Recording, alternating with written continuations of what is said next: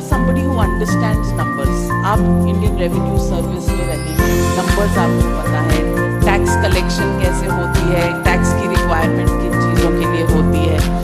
क्या ये फ्री के जो पॉपुलिस्ट बांटने की इलेक्शंस के दौरान जो ये एक आदत सी पॉलिटिकल पार्टीज में बन गई है, क्या ये लॉन्ग टर्म सस्टेनेबल है? क्या ये गुड पॉलिटिक्स है? बहुत अच्छी पॉलिटिक्स है, सबको करनी चाहिए। मैं आपको बताता हूँ, इसके इकोनॉमिक्स भी समझाता हूँ आपको और इसकी पॉलिटिक्स भी समझाता हूँ। सबसे पहली बेसिक बात, इन सारे मंत्रियों को और इन सारे एमएलएस को बिजली फ्री मिलती है।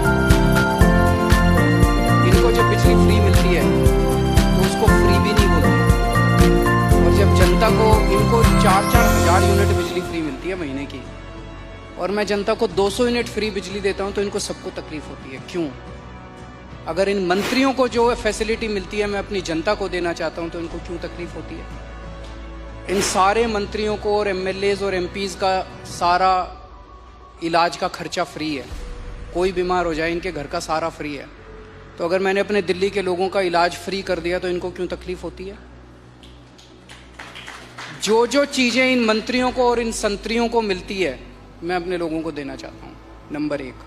दूसरी चीज, अगर मैं, एक समय था जब मैंने सुना था कि राजनीति के अंदर एक समय था जब फ्री बांटते थे, और फ्री बांटने का पैसा कहां से आता था?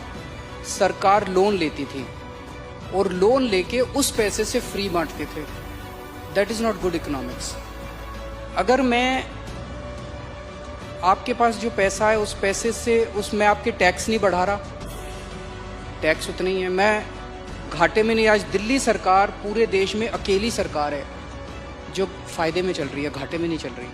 सीएजी की रिपोर्ट है 2019 की, उस रिपोर्ट में लिखा है हमारी सरकार बनने के पहले दिल्ली में, दिल्ली सरकार घाटे में चलती थी। हमारी सरकार बनने से तब से लेके आज तक दिल्ली सरकार अकेली सरकार है पूरे देश के अंदर जो फायदे में चल रही है। मैं सरकार फायदे में चला रहा हूँ, मैं कोई नया टैक्स नहीं लगा रहा, मैं कोई लोन नहीं ले रहा। अगर मैंने करप्शन खत्म करके, पैसा बचा के लोगों को अगर सुविधाएं दे दी तो क्या बुरी बात की? तो दिस इज गुड इकोनॉमिक्स। और तीसरी चीज, पर ये मिरेकल होता कैसे? मैं एक छोटा सा एग्जांपल देता हूं। जैसे ये फ्री दवाइयों वाला कैसे सिलसिला चालू हुआ, ये बड़ा इंटरेस्टिंग है। हमने एक फ्लाईओवर बनवाया, उस फ्लाईओवर की 325 करोड़ रुपए की एस्टिमेटेड कॉस्ट थी, वो शायद 200-250 करोड़ रुपए में बन गया, तो 125 करोड़ रुपए उसमें बच गए। कैबिनेट मीटिंग चल रही थी, हम लोग डिस्कस कर रहे थे, तो पता चला कि ये 125 करोड़ रुपए बच गए। हम ये डिस्कस कर रहे थे इस पैसे को कहाँ इस्तेमाल करें। तो मैंने कहा अगर हम सबका इलाज फ्री करना चाहें तो कितना खर्चा आएगा। So after 2-3 days they got back to me, they said 300-350 crore. So मैंने कहा ठीक है, इतना तो हम फ्लाईओवर बनाने में ही बचा लेंगे, इतना का पैसा। तो अगर मैंने फ्लाईओवर बचा के लोगों का इलाज फ्री कर दिया तो क्या बुराई है? मैंने सुना था कि एक मुख्यमंत्री हैं शायद गुजरात के, उन्होंने अपने लिए एक जहाज खरीदा 190 करोड़ रुपए का।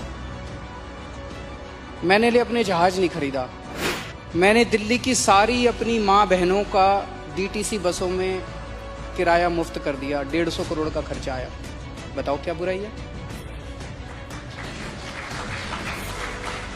So good politics and good economics, ये कर रहे हैं हम लोग। तो आपके पास ये कौन सा ऐसा फॉर्मूला है जिससे आप फ्री में भी देते हैं फिर भी आपकी सरकार जो है वो घाटे में नहीं फायदे में है? ईमानदारी, सही नियत, बस और कुछ नहीं है। मैं बहुत छोटा हूँ, मेरा एक्सपीरियंस भी बहुत छोटा है, लेकिन मेरा 5-7 साल का सरकार चलाने का एक्सपीरियंस ये कहता है कि किसी भी सरकार में पैसे की कमी नहीं है।